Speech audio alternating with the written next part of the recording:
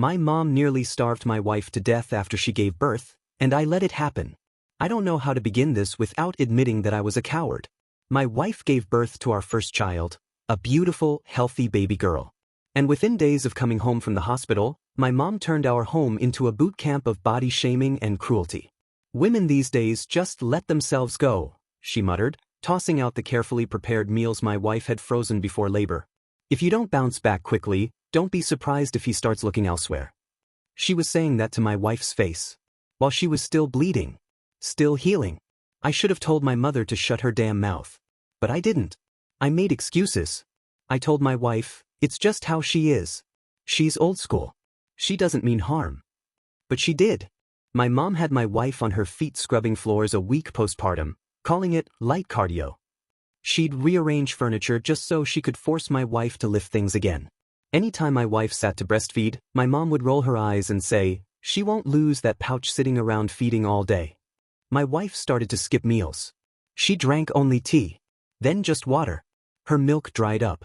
Our baby started losing weight. But my mom would say, "That's good. Less fat in the milk, less fat on her." I thought she was helping. I thought it would blow over. It didn't. One night, I came home from work and found my wife collapsed on the bathroom floor, clammy, faint, weak.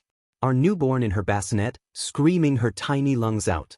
My mom was sitting on the couch, complaining about how lazy women are these days.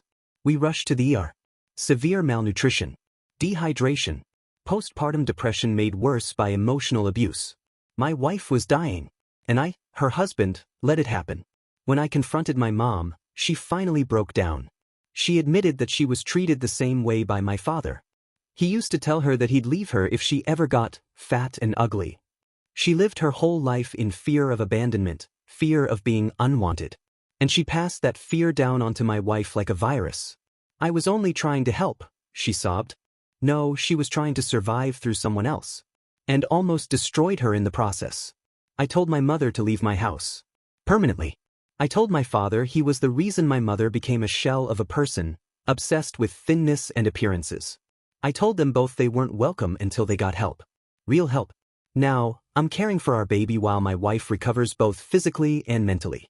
I'm taking paternity leave, cooking every meal, rocking our daughter to sleep, apologizing daily, not with words, but with action. Men, if you're reading this, protect your wives. Especially after childbirth.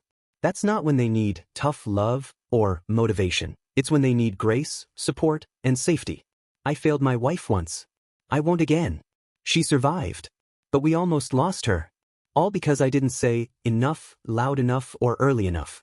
I'll never make that mistake again. And if you're reading this and seeing signs in your own home, you shouldn't either.